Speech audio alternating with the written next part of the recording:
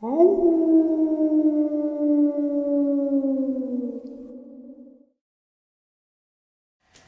and salutations, everyone. I hope everyone is doing well today.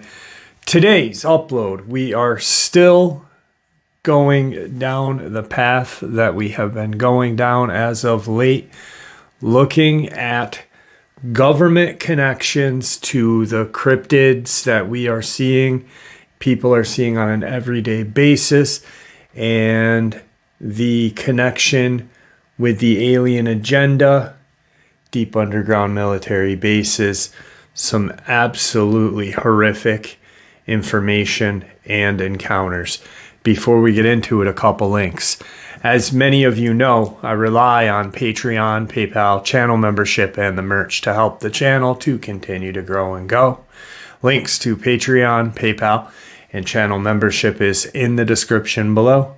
Merch is displayed directly under the video. Also, Dogman, Frightening Encounters, Volume 1 through 3, the audiobook versions.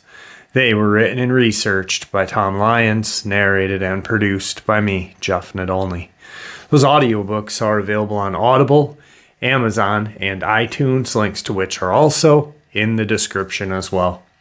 And finally, last but definitely not least, if you'd really like to help support the channel to continue to grow and go, simply subscribe. It doesn't cost a cent. Click that like button, takes half a second. If you don't want to miss out on any of the informative uploads I put out daily, click that bell icon, and folks, please leave a comment. Why? Well, because all these things really do help the channel to continue to grow and go. And yes, folks, they really do matter. Now, everyone, I have taken far too much of your time. Let's jump in to today's upload, shall we? All right, guys, we're going to start the day off with a absolutely horrific encounter. Jump down the rabbit hole, come back up for some more encounters. I shared this one on Saturday night's live stream. For those of you that weren't there, this is a just awesome experience. It was winter of 1997, I believe. I was living in Ketchikan, Alaska, and serving in the National Guard as an 11B. I loved it. As some may know, a joint task force between all branches of the military began working on building a road on a nearby island, an island. This was the fulfillment of a 50 or so year treaty the United States made with the sovereign Native Americans in the Metlakatla. This was a big project that I believe finished in 2007. Anyway, the Marines spent the first summer building the headquarters. It was a series of plywood huts and framework of a mess hall. When summer ended, the huts were basically just sheds. There was no electricity or running water. Well, me and 5 other members of my unit were called on active duty. We were tasked with living on the island for the winter and protecting the camp. Apparently, the local native youth would hop from island to island, vandalizing vacant logging camps and such. This was classified as a training mission for budget purposes. It seemed like it'd be a good time, 6 months in the winter on a remote island living in a plywood hut. At first, things were somewhat rocky. There was only going to be 4 or 5 of us on the island at a time, with a weekend rotation every 2 or 3 weeks for 1 or 2 of us. It took a couple of months before we had a real generator or propane to cook with. So we ate MREs 3 meals a day for quite some time. The worst was that there was only 1 outhouse in the entire camp, which was placed a few hundred yards from camp. To make it even worse, the Native Americans, for whatever reason, declared the ground sacred, and we were not allowed to relieve ourselves upon it. That means if we needed to take a leak or drop some kids off at the pool, we had to march down to the outhouse in the Alaskan winter. For the most part, I was loving it. We bonded together, told jokes, played push-up poker, and overall just had a grand time roughing it. Well, to make a long story longer, the heart of the winter came, and so did the snow, and lots of it. By that time, we had these weird heaters that ran on diesel fuel. So we were quite cozy in our huts. However, the one facility left unheated was the outhouse. And not only was it freezing inside, but it was filled up. You see, the bay boat used to bring the porta potty truck had frozen over. By the third month of our stay, the entire outhouse contents were dangerously close to rising above the toilet seat.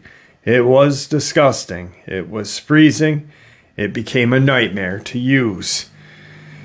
Give me a slit trench over an outhouse any day of the week.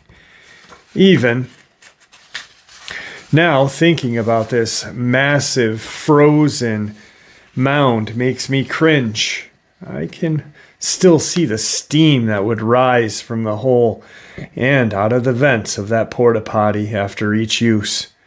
Anyway, despite the bizarreness of the outhouse, that was not the scary part.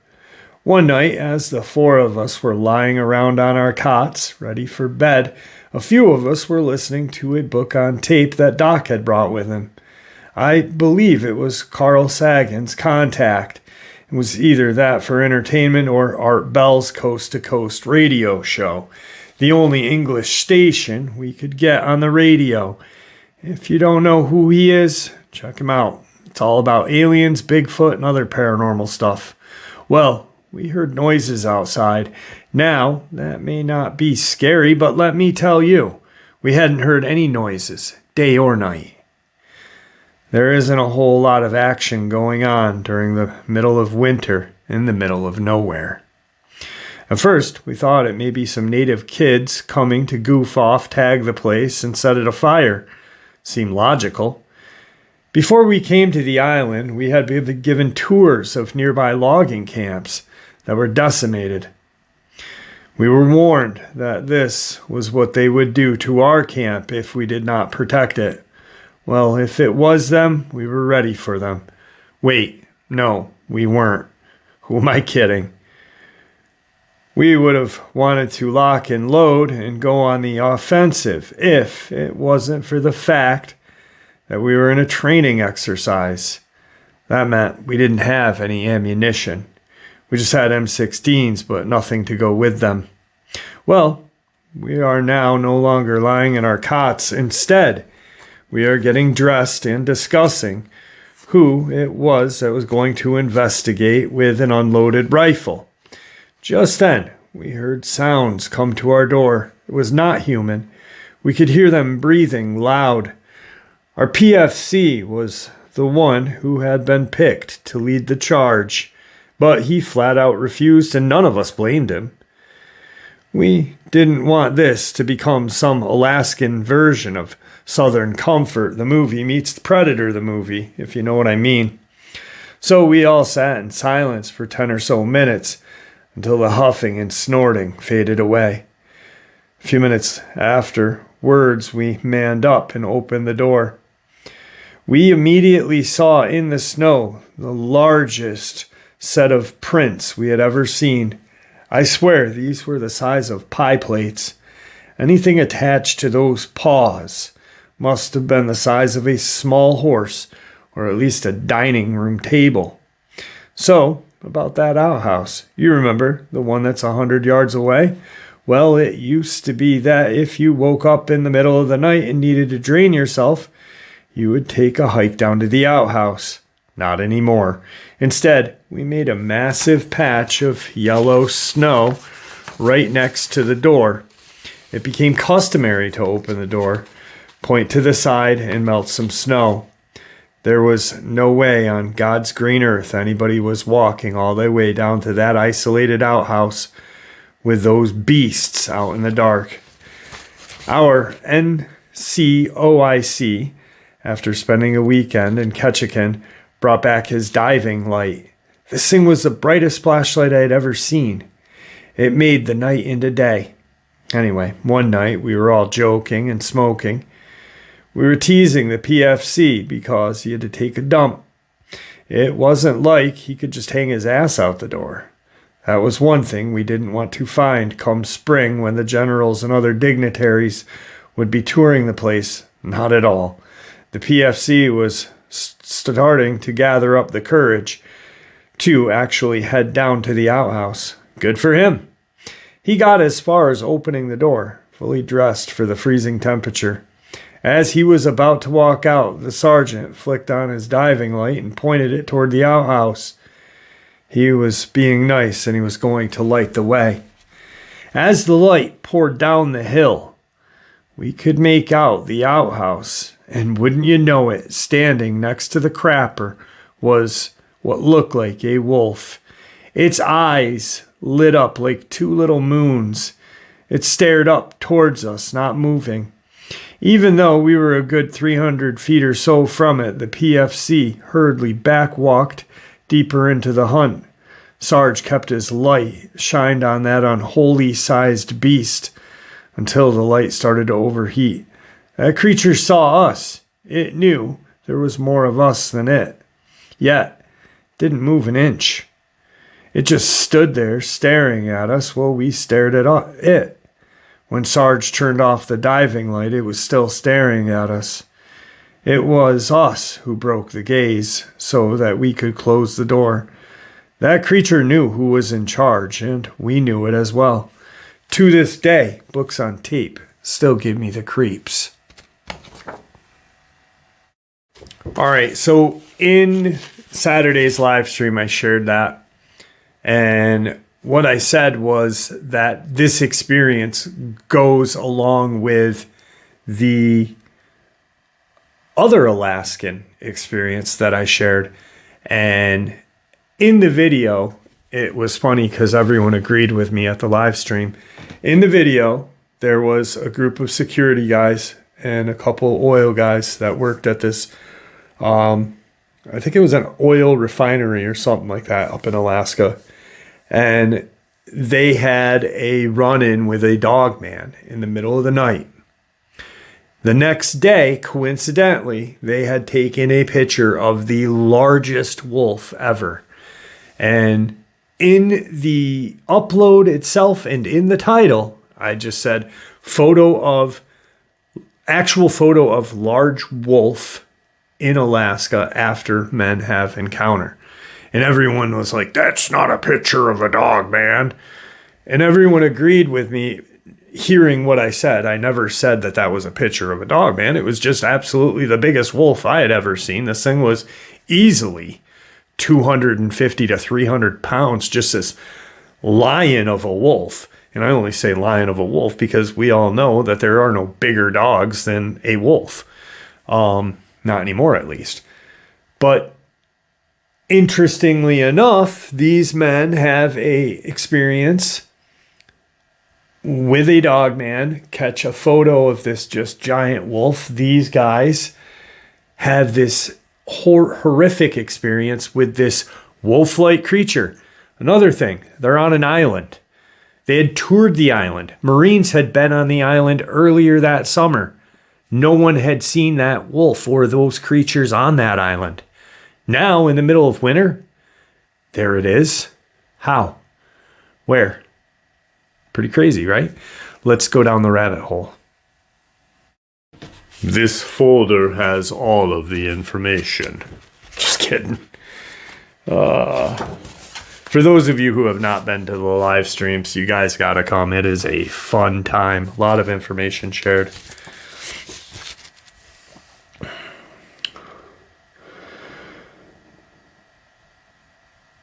The following is a very unusual incident, as if the subject of reptilians is not unusual enough, this deals with apparent temporal manipulation, such as that being experimented with by the Montauk Project, which the draconian forces based below the Giza Plateau reportedly have a strong investment in. Some have suggested that with all of the temporal casualty violations taking place in our time or world line linear reality as we know it, it will eventually begin to dissolve into a multilinear reality, somewhat in between a reality escape and a dream escape, or rather, the very foundations of the linear third dimension as we perceive it, will begin to just become nothing. So genetic, psychology, fraternal, political, and economic manipulation is apparently not the only form of intervention that the Dracos or reptilians have been involved in. It is said that the Earth's unique electromagnetic grid allows for the possibility of strange temporal manipulations and even alternate time branches. The clincher is that there is only so much energy to go around in that, like a tree. All time branches feed off the same base or trunk. So, the more branches that exist, the less energy there is to go around. Apparently, the Montauk Project and its draconian overseers had generated several alternate history lines, some having failed to acquire full material manifestation, in essence liquefying into the fourth dimension ectoplasm realities, whereas others possess the necessary collective psionic and psychic energy focus to convert subatomic energy waves into matter particles. There are claims that this area of the galaxy surrounding the planet Earth is much older than surrounding sectors due to the various alternate timeline replays, and that even this world line is not the original. That much temporal manipulation has occurred. For instance, naval Philadelphia and Montauk agents going back in time from an original world line in order to stop Germany from winning World War II. The renegade Palladians, who were actually descended from German Nordic space colonies in the original world line, coming back to help Hitler and this world line defeat the Normandy invasion, which they failed to do. However, they did succeed in helping the Germans infiltrate America and take over the Montauk projects by taking over the NSA/CIA. According to some Montauk researchers, John F. Kennedy lived to a good old age in an earlier timeline, and once he discovered the Nazi infiltration of the Montauk projects and the involvement of the draconian reptilians, the Regalian Greys, and the Syrian B. Alberon Aryans, he came down hard on the project, but not before several Thule Society agents were able to escape back in time and assassinate Kennedy. Many unusual paranormal events were involved with the JFK murder. There are also claims that other aliens came back from the future of the original world line and wiped out most of the Earth's population via biological warfare. Thank God we are not living in that dimension. However, these aliens, genetic hybrids from the original world line future, are reportedly very involved in this world line. Some have our best interests to stake, whereas others do not. Anyway, in order to keep from going insane with confusion, it might be easier to view the timeline as a tree rather than a line. Even through other time or world lines may exist, they are still nevertheless part of the same metaversal reality, the tree. Montauk agents admit that in order to change the history of one time branch, they would have to change all branches simultaneously, which is apparently impossible. It is said that the energy grid of the planet Earth, which is unique in our universe, can only energize half a dozen or so third destiny or third destiny facet world lines, as it takes energy to maintain a linear material reality. Above and beyond this, reality becomes a bit slippery.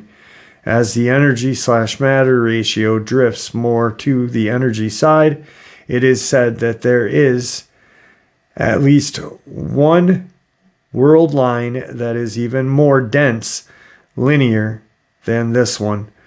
one in which one does not encounter the municipality of the 14 type paranormal manifestations phenomena, which is apparently the resulting factor of a reality that has experienced major temporal casualty violation and manipulation. And as a result, many believe that this world line will begin to drift into a more energized multilinear reality in or around the year unknown.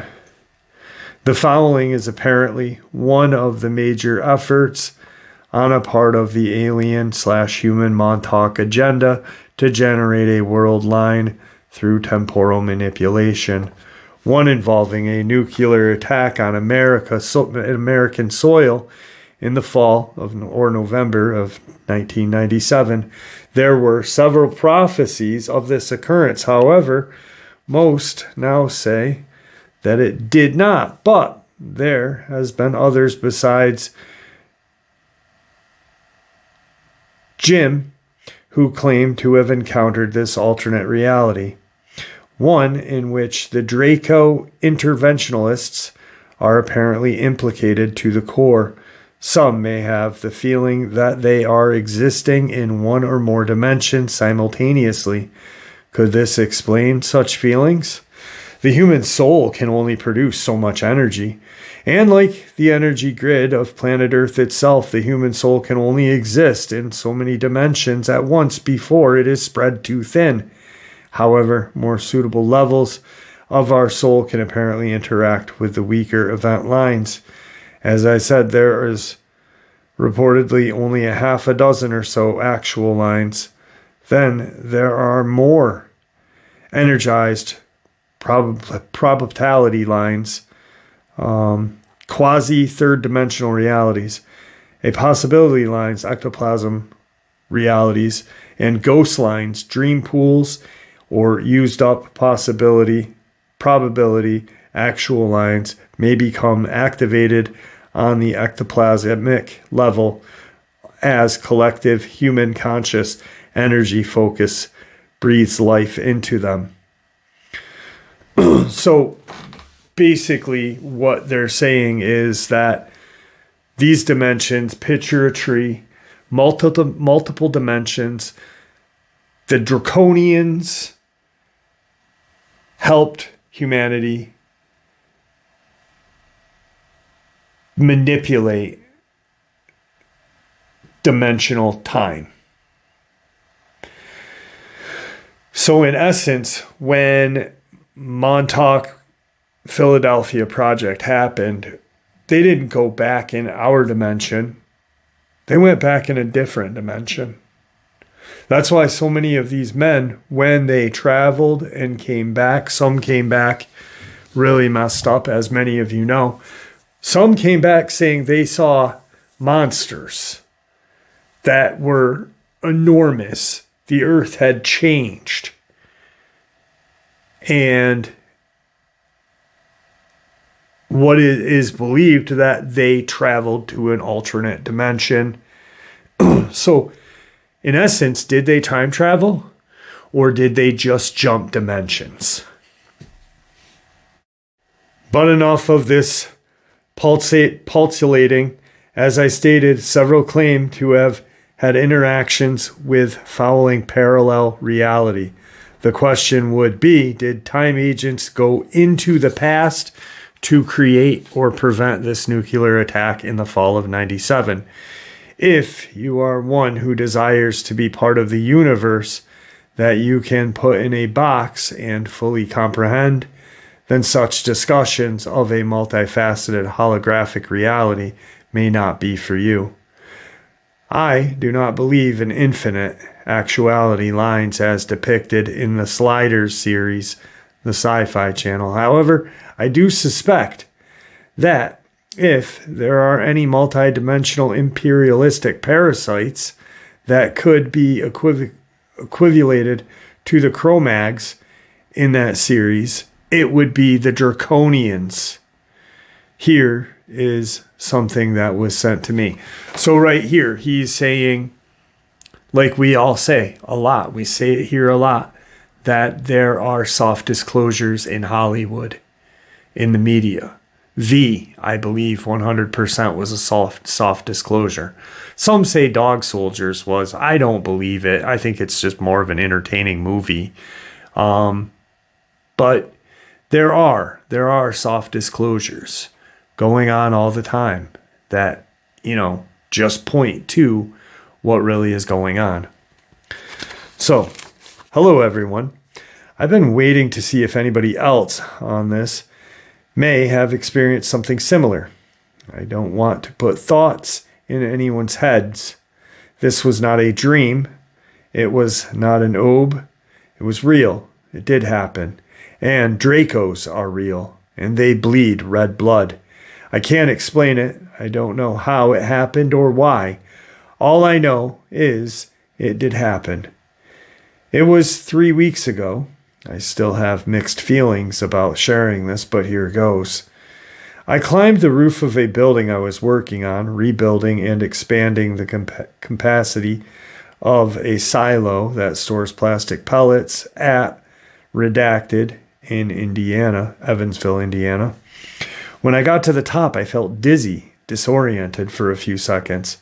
I thought that I was having another numbness attack that I told Redacted I've been having. I grabbed hold of a pipe to get my balance. When I felt stable again, I looked around and everything had changed. The sky was gray and smoky looking. Buildings all around me were either demolished or still smoldering from fire. There were cars on the highway out front wrecked or just abandoned. There were bodies, some still smoldering, lying everywhere. It was sickening. I just stood there, looking in amazement. I was trying to figure out if I had missed something or if I was dreaming, but I was there. My truck was gone, and so was Lee. All my tools, welding leads, torches, and material was gone. And then I realized that the bins that I were working on were finished. I opened the lid of one I was working on at the time, and it was half full of material. It was then that I realized that I must be in the future. I began to look for something with a date on it so that I could find out exactly when or where I was. If I was in the future, I then realized that it was colder than it had been a few seconds ago. Then I heard a roar that sounded like trucks and tracks clanking, like a bulldozer. It was an armored column of military vehicles coming down the highway towards where I was. I then heard shooting, machine guns, and small arm fire. The armored column was surrounding the building where I was. It was then that I realized that the factory where I was working was not damaged. As a matter of fact, it was still in operation. I could hear the hammer mill still running. Whatever the soldiers were shooting at was inside of the building I was on, and somebody was shooting back. There were 2 tanks in this column. One of them pulled up right in front of the building and began to fire into it. The whole building shook. Then the black craft came, triangular. I saw it, but I didn't believe it. It made a high-pitched noise, and the tank in front of the building that was firing suddenly exploded. But these soldiers knew what they were doing. One of the wheeled armored vehicles took off across the field, and this craft began to follow it. As it went past the rest of the soldiers and fired simultaneously at the craft, the explosion hurt my ears. But they did knock it down, and it crashed into the field. They all began to cheer, but not for long. The other tank then appeared from nowhere and began firing this big gun at it rapidly until there was nothing left. I was very confused watching this all from the roof. Then I heard more vehicles coming. They were soldiers too. I first thought it was reinforcements, but they began to fight each other. Now I'm totally confused, and there was still someone shooting from inside the building that I was on. I felt that I was in the middle of this. I didn't really know what side I was on. I felt better to stay hidden until I could go and sort things out. I was looking for a safer place when I remembered that they kept a delivery log for the rail cars coming down for materials in the control room below me. So I decided to go down and see if I could find a date. I climbed down the ladder on the side of the bin and stepped through the door to the control room. There was no one in there. I found a log. The last shipment that was recorded was dated Monday, October 6th, 1997, but the calendar on the wall was turned to November of 97, so I had no idea what day it was actually. From where I was, I could see the whole production floor, but I could see no one moving anywhere. I decided I was safer on the roof where I was, so I climbed back to the bin ladder and hid behind the wall where I could see better. The roof was covered with a layer of ash. I first thought it was covered in light snow. It was cold enough. I assumed the ash was from the burning buildings. As I was looking at the ash, I could see my footprints where I had walked, and then I felt the hair on the back of my neck stand up as I realized there were other footprints as well, over mine. I realized I was not alone on this roof, but the footprints were different. They were long and narrow. I followed them with my eyes to see where they went. I didn't have to look far. There he was, I think it was a he, standing about 10 feet from me, but he didn't see me. It was a Draco, like the ones I saw at Epcot. No, Jim saw such creature in an astral type experience, although this experience he claims was not an astral trip.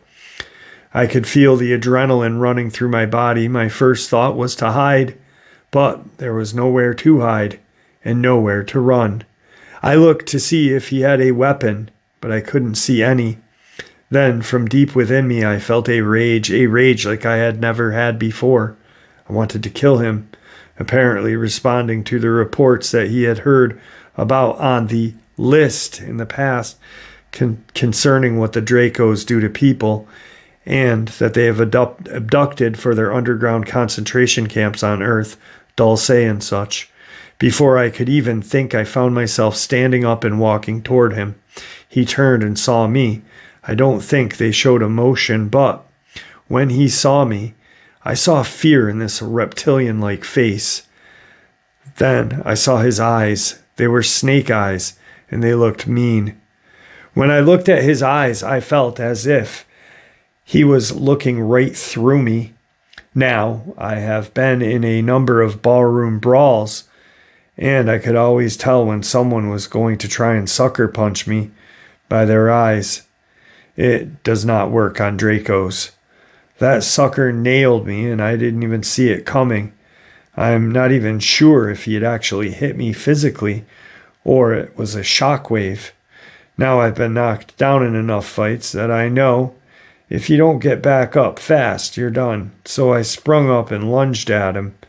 I caught him off balance. I don't think he expected that I was going to do that. I went for his throat. I found that if you cut off a person's air supply, they come around to your way of thinking pretty fast. But when I grabbed his skinny but rock hard throat, I felt as if I had grabbed a pineapple, and as he moved, I could feel it cutting my hands. I figured I could handle the pain a lot longer than he could go without air. But as I squeezed with all of my strength on his throat, he put his hands on my chest and threw me back. I couldn't hold on. I could tell from that I was no match for him without a weapon. I could tell from this that I was no match for him without a weapon, and I had none. And I knew I had to stay in control and show no fear. I didn't want to lunge at him again because the last time hurt. But I lunged again, this time double my fist, and went for his eyes. But I found out the Draconians have sharp eyelids too. As I began to doubt that I could hurt this creature, and then he spoke. "What's wrong, warrior? Have you underestimated your enemy?" I knew he was right, but I answered, "I wasn't sure you were my enemy, but thanks for straightening that fact out for me." Then I felt the rage building up again, so I lunged again. This time I hit him as hard as I could in the side of the head. I think it stunned him, but not for long. Again he threw me back, and this time I slid backwards against the exhaust fan of the building. As I tried to get up, he dove atop of me and said, "Now you die for your bad judgment." He felt a lot heavier than he looked.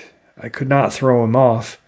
I thought I was going to die, but then I saw my east wing hammer. It was hanging on the inside of the vent cover. I reached up and grabbed it and swung as hard as I could at his head. When I hit him, he squealed like a hog. His body went limp, and he rolled off of me. Then I kept hitting him just to be sure. They are reptilians. They do have yellow pupils in their snake eyes, and yes, they do die. When I looked up to see what was going out in the road, a second bunch of soldiers were still fighting the first. These were two groups of U.S. soldiers.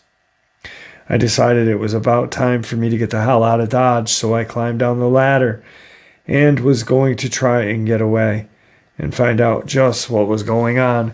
When I got to the bottom, I felt this dizziness again.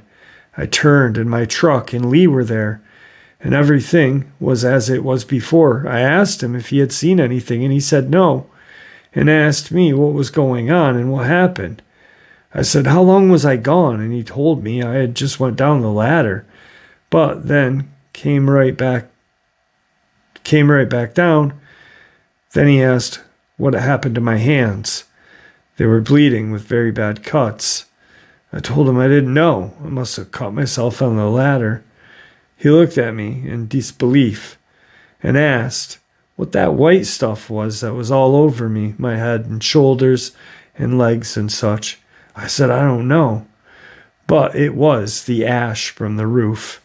When I finished the job 3 days later, I took my east wing hammer and hung it in the exhaust fan cover on that roof. And that's where it will stay. I don't know how it got there when I needed it, but I am taking no chances.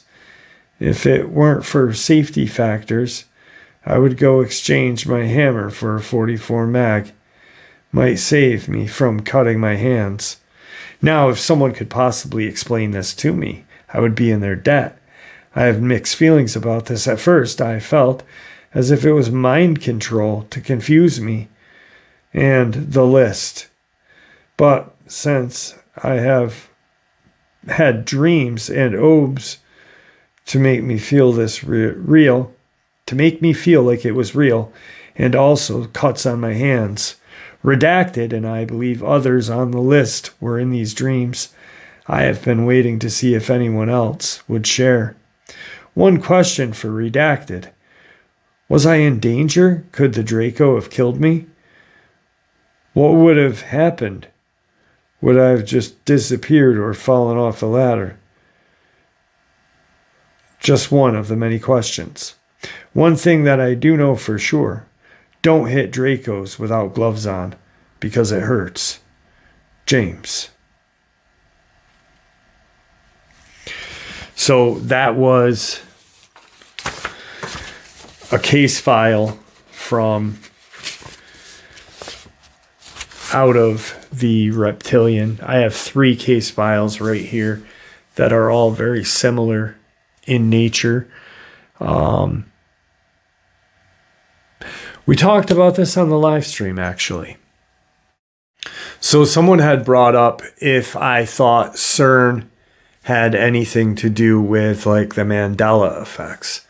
And I said maybe, but here's the thing. CERN and the Hadron Collider doesn't happen all the time. It doesn't happen like every day for years on end.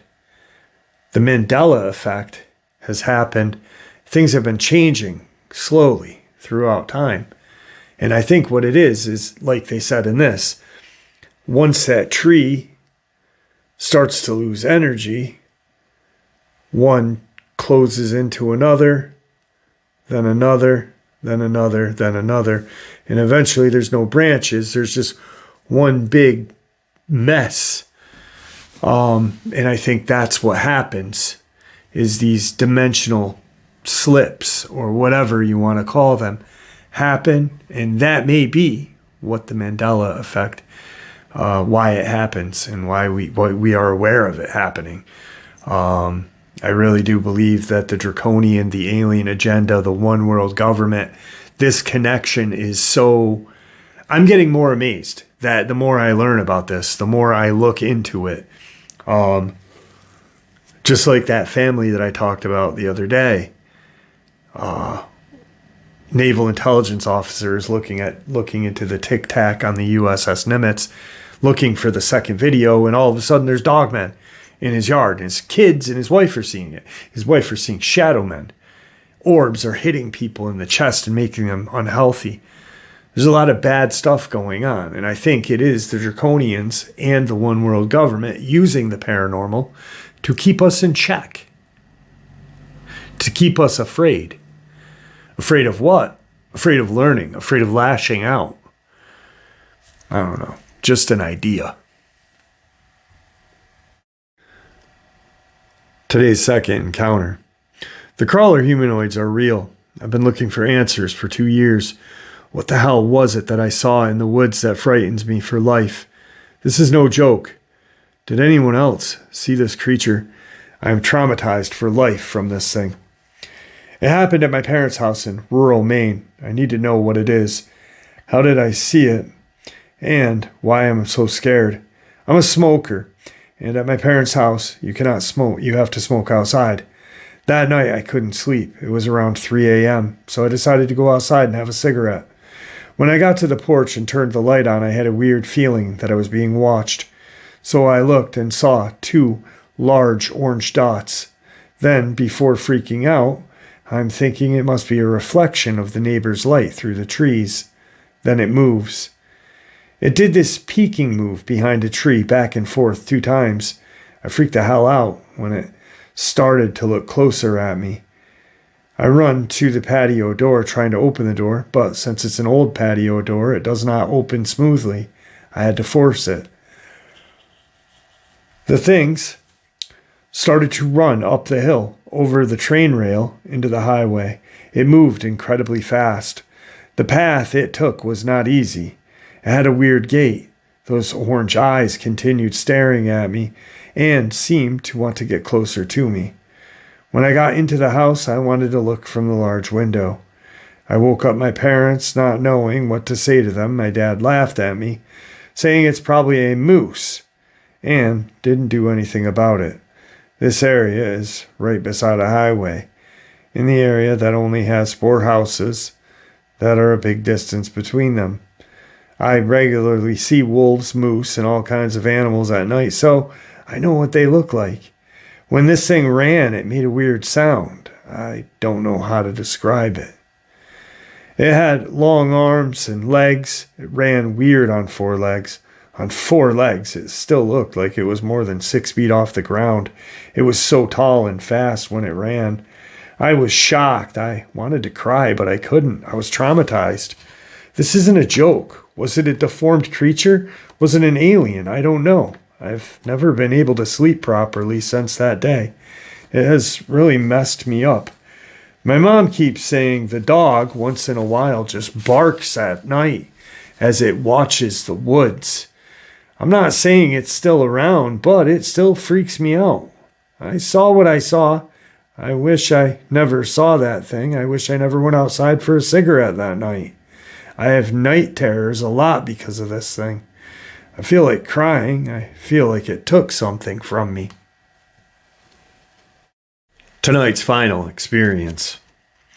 I live in a small town in northeastern PA that is surrounded by farms and endless forests. As a kid, I spent most of my time fishing for trout or building stick forts. Now I have bonfires and hunt deer. So, as you can imagine, I'm outside a lot of the times.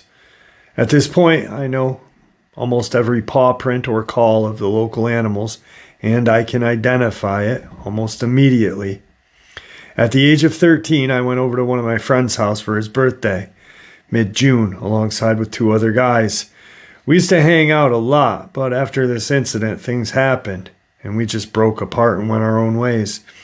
Anyway, we were crazy and imagined exploring abandoned places and finding paranormal spirits, as all the YouTubers used to do at the time. 3 miles into the forest was an abandoned quarry. All of us were excited to explore it.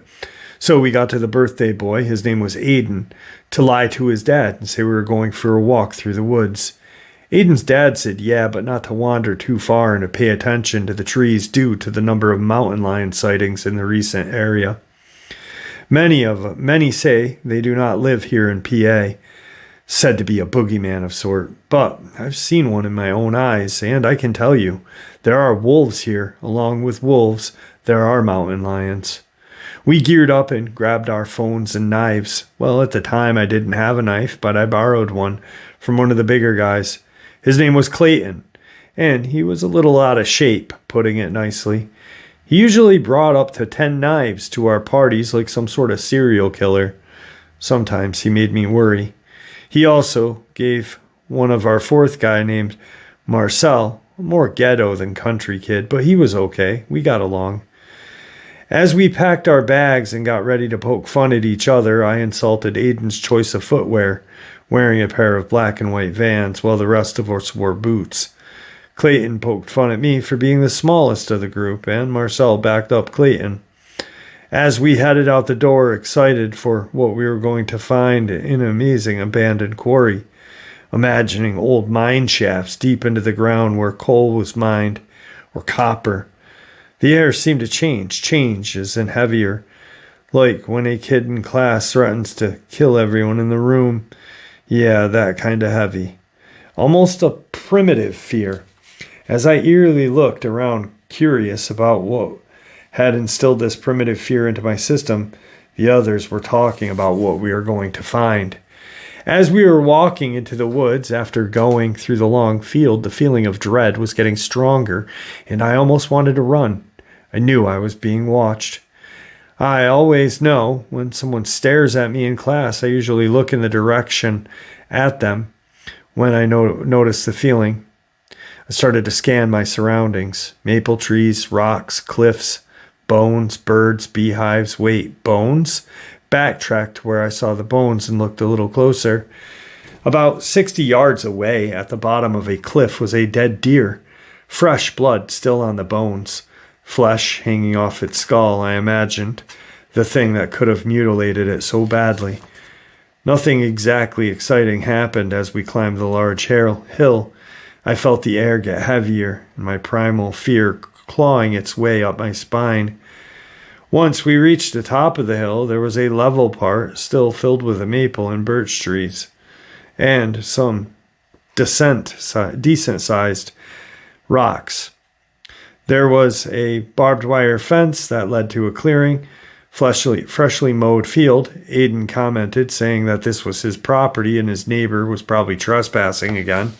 As we got to the fence, I noticed something red hanging from the fence, a rag or a piece of cloth covered in dried blood.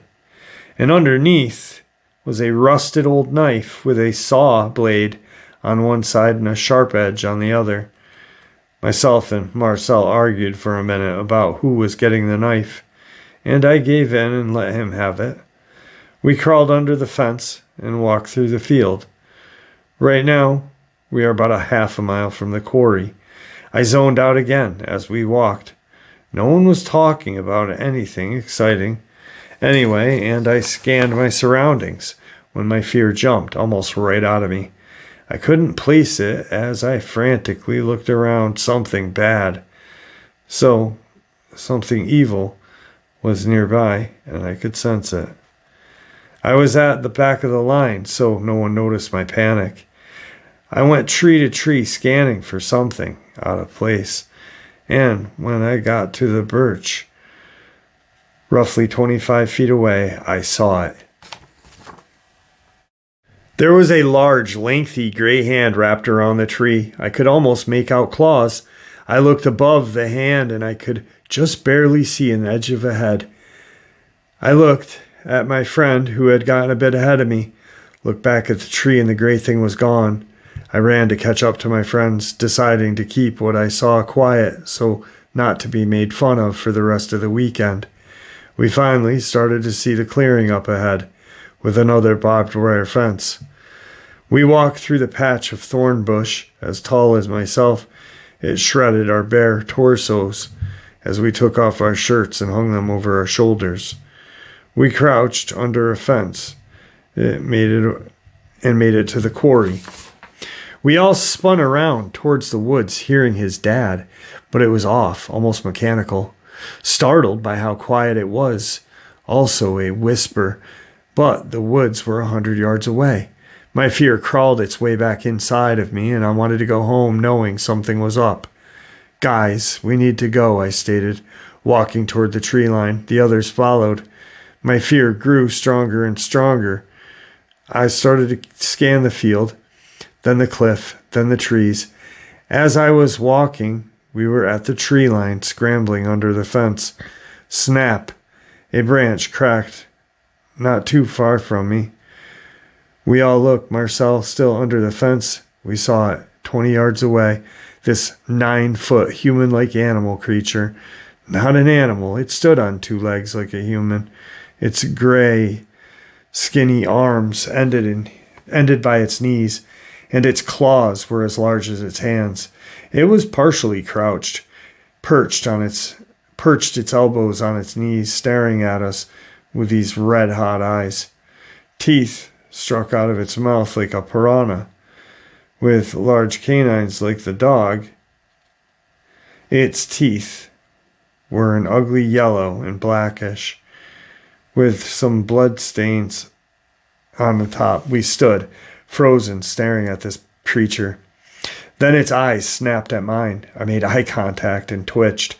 In fear, I let out a gasp. Its eyes perked up as it heard my gasp and looked as if it was pleasure.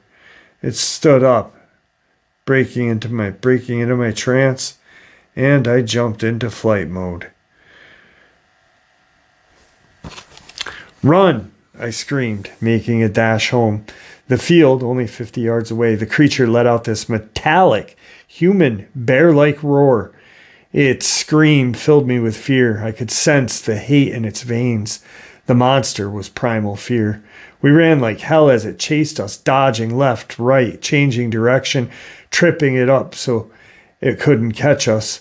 We dove under the barbed wire fence and kept running. I looked back to see it hurdle the fence like it was nothing, hot on her heels, running on all fours. I tripped over a branch and rolled, catching myself, and kept running. But at this point, at the back of the line, it let out another scream, and I jumped off a nearby cliff to the right. My friends did the same. It was only a 15-foot drop into some dead leaves and grass, so we did land. Except I rolled my ankle in the process. Aiden landed on his knee. I looked back and saw that I almost landed on the deer carcasses from earlier. That gave me a spark of renewed energy. The tree line was only 300 yards away, and we ran like hell. We heard it screech and scramble down the hill at full speed. We vaulted over the rocks and slid under the fallen trees, and this thing was right on us the whole time. Teeth bared, roaring in hatred. I knew the only goal of this abomination was to mutilate us like it did that deer. We ran and ran. Then it roared again. This time it sounded almost like defeat. We cleared the tree line and ran to the road. We turned back around to see where it was. It stood up at the tree line, almost out of view, but still visible enough. Evan, croaked in a voice unnatural and satanic, almost like a demon in the movies, but metallic. I didn't mention this before, but my name is Evan. My friends always call each other mean things, so we rarely use our real names. Instead of primal fear this time, I felt primal rage. I turned and yelled. This thing simply smiled, turned around, and walked away. We all looked at each other and went back to the house. Aiden's dad didn't hear the screams, so we had to explain nothing. We went and hid in his room in silence. None of us really talked about it much, except for me. If I was to ask them now about it, they would probably say we saw a bear and that we overreacted. All right, guys, that was today's upload. A lot of cool connections. I feel like they're connections. I might be wrong. I hope you all enjoyed this upload as much as I enjoyed sharing it with you. 3 really terrifying encounters and a kind of dimensional slip, which is just truly amazing. Everyone, please stay safe, happy, healthy, and ever vigilant, keeping an eye on our children, our pets, our family, and friends. These creatures are real. They are out there. They are dangerous. Share this information with the people you love and care about, and it may just help save their lives someday. Until next time, never stop asking questions, never stop searching for the truth, and God bless you all.